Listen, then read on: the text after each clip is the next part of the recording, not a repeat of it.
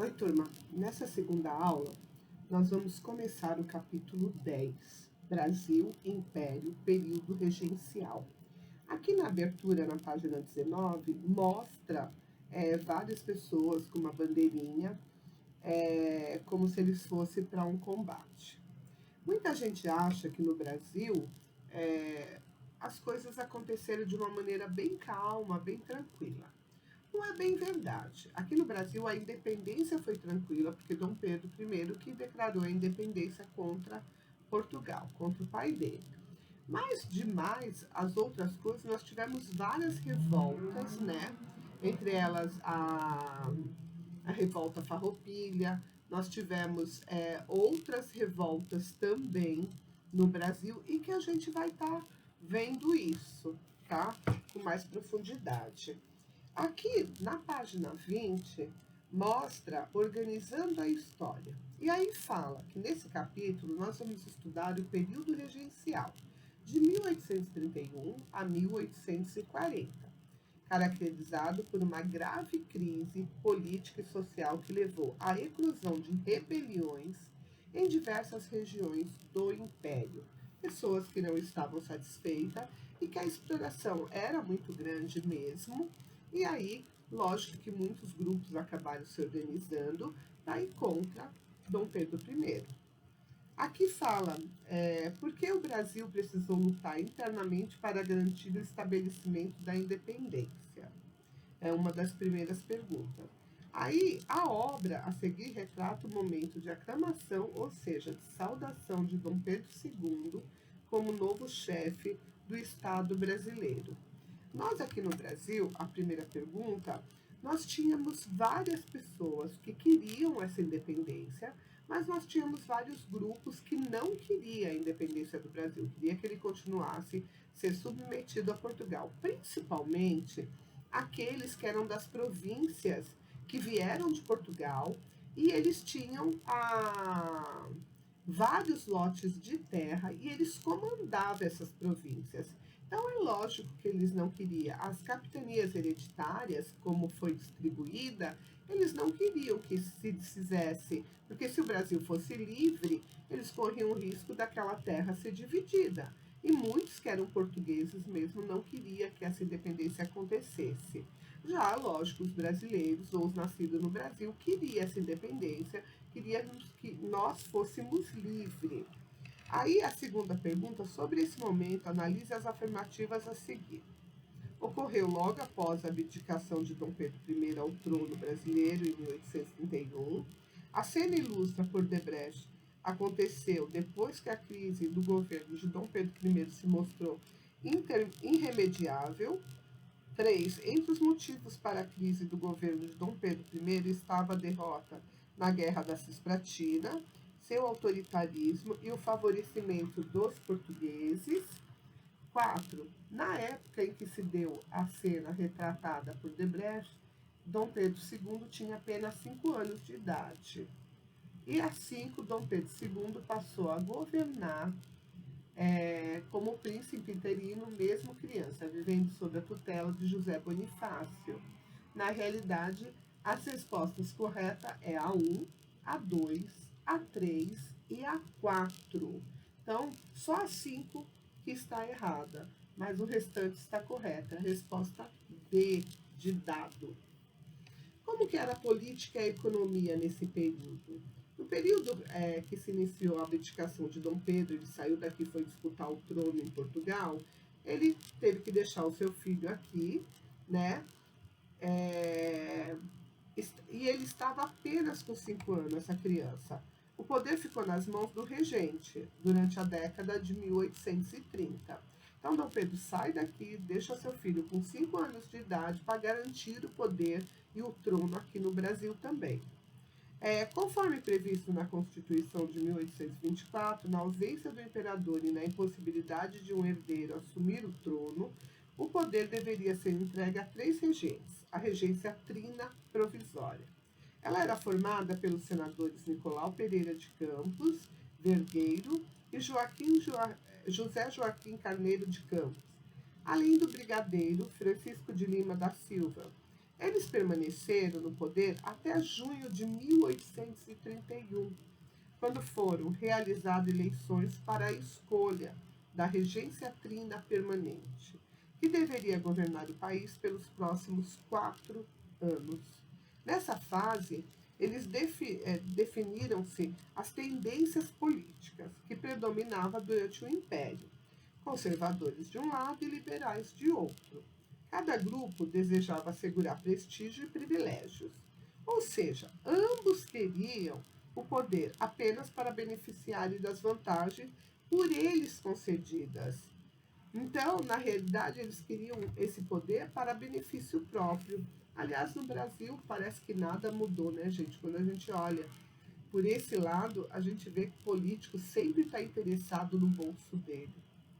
Aí aqui embaixo tem o relato, né? A tendência política vencedora após o 7 de abril foi a dos liberais moderados, que se organizaram de acordo com a tradição maçônica na Sociedade Defensora da Liberdade e Independência Nacional. Entre eles havia uma alta proporção de políticos de Minas Gerais, São Paulo e do Rio de Janeiro. Havia também uma presença significativa de padres e alguns graduados por Coimbra. Muitos eram proprietários de terras e de escravos.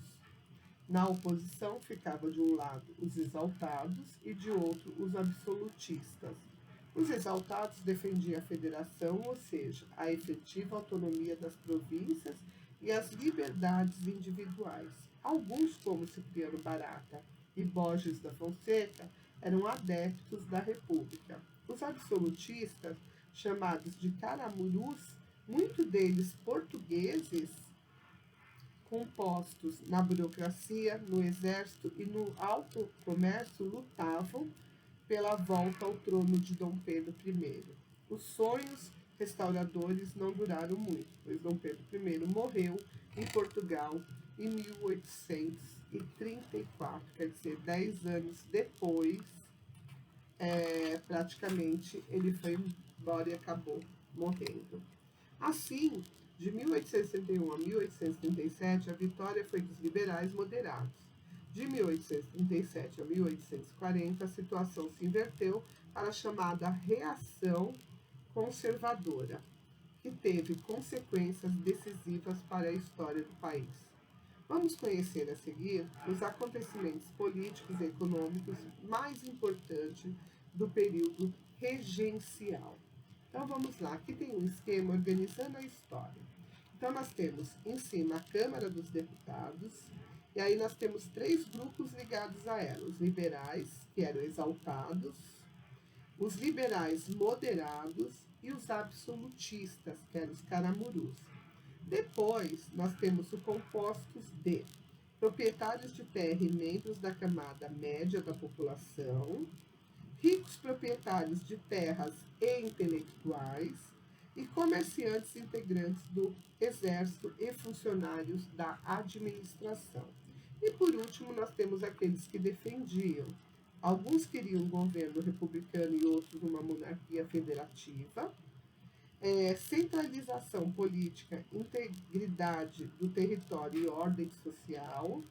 E o último, o retorno de Dom Pedro I e a centralização do poder. Depois nós vamos para regências trinas. Isso nós estamos na página 22. Logo após a abdicação de Dom Pedro I, foi estabelecida a regência trina provisória. Em junho de 1831, a lei regencial instituiu a regência trina permanente, que durou até 1835. A lei regencial, ela suprimiu o poder das regências de dissolver a Câmara e de suspender as liberdades constitucionais, impedindo que o executivo se sobrepusesse ao parlamento. Os liberais moderados no poder precisavam lidar com 2 questões: a manutenção da ordem pública e as pressões federativas que vinham das províncias. O primeiro ponto, a ordem pública, foi resolvida por meio de criação em agosto de 1831, da Guarda Nacional. O Exército Brasileiro Ele existia desde 1822, mas enfrentava dois fatores preocupantes: o alto número de portugueses em seus postos de comando e a constituição de sua base, formada por pessoas de baixa renda, que podiam se amotinar a qualquer momento e não traziam segurança para as autoridades. A solução encontrada, então, foi a criação da Guarda Nacional, formada por cidadãos com renda mínima de 200 mil réis nas maiores cidades e 100 mil réis nas demais. O objetivo da Guarda era manter a paz interna e enfraquecer os grupos do exército que poderia se rebelar contra o Estado. Organizado pelos grandes proprietários de terra, que recebia o título de coronel, reforçou o poder em nível local mediante o emprego das armas com a aprovação do próprio Estado. Então, os coronéis que já mandavam passaram a mandar muito mais. O segundo ponto foi relativo ao federalismo, que foi tratado no ato adicional de 12 de agosto de 1834. Esse ato promoveu uma reforma na Constituição de 1824, garantindo mais autonomia às províncias por meio da concessão de orçamentos próprios e o direito de cobrar os impostos que considerassem necessários.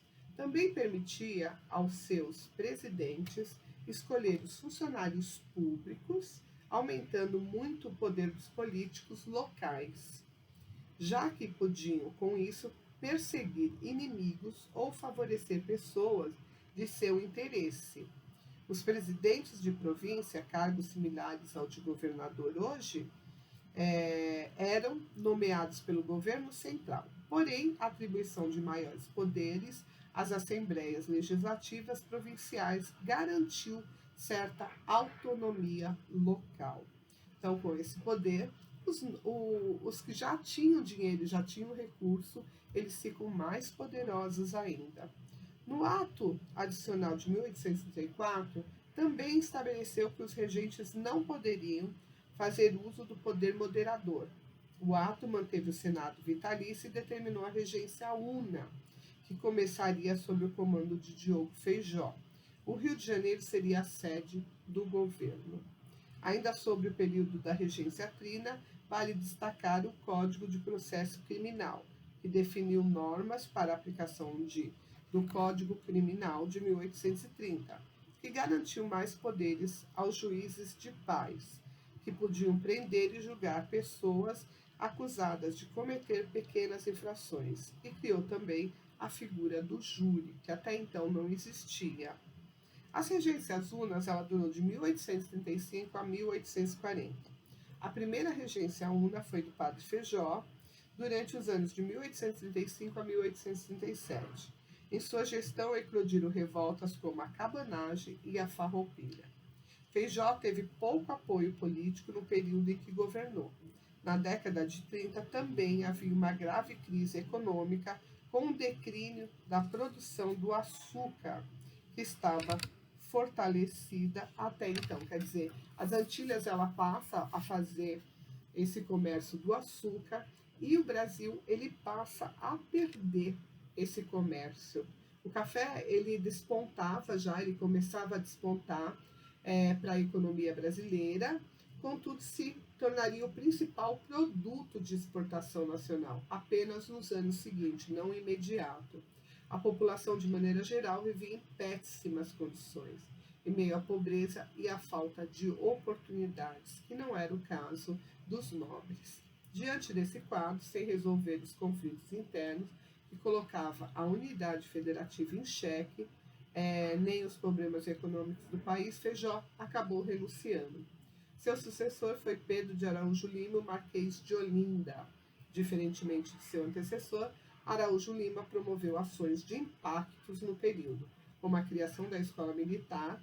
Ele ficou conhecido pelo fim das medidas liberais que vigoravam até então. Bom, na próxima aula nós vamos falar sobre cultura e sociedade, ok? Então, tchau, até a próxima. Fiquem com Deus.